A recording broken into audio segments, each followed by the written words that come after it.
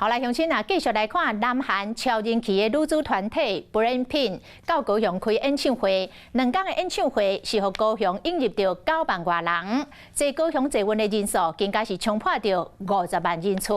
说落来，这个天团五月天、天后张惠妹以及大港开唱。 大港开唱，这3场大型的演唱会，4月初拢要伫个高雄来举办。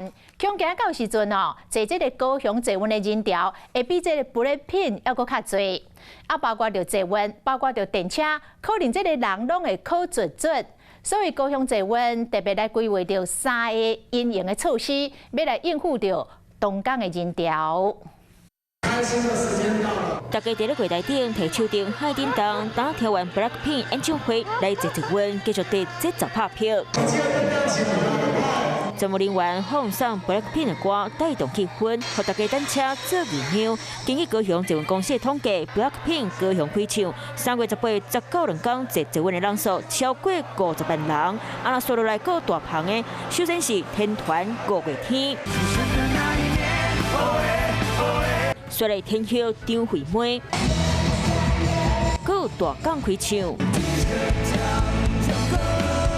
为3月底到4月初，小雪伫咧高雄上场，尤其伫咧4月初迄天，5月天伫咧高雄国家体育馆，张惠妹伫咧鸡蛋，大港开唱伫咧玻璃。同一天有3大场，高雄坐稳1股，迄天高雄会预来超过10万人。各家公司嘛已经开始伫咧比赛。捷运的部分的话，我们大概都是会3到4分钟一班的这样子的一个班距。在博尔这边的话，因为还有大港开唱的部分，我们建议民众在进场的时候。 可以搭乘轻轨，大家慢慢的可以进到会场。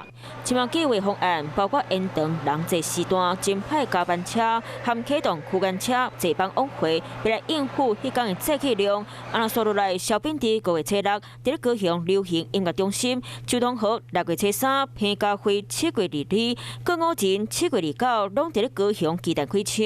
一场刷一场，时到会有真侪歌迷来到港都，对于配合的相关单位来讲是真大挑战。 Hello， 大家好，我是乃瑜，要教给大家2个任务。第一个，华视新闻的脸书专页，你按赞了吗？还有华视新闻的 YouTube 频道，赶紧订阅起来，还要记得按赞，开启小铃铛哦。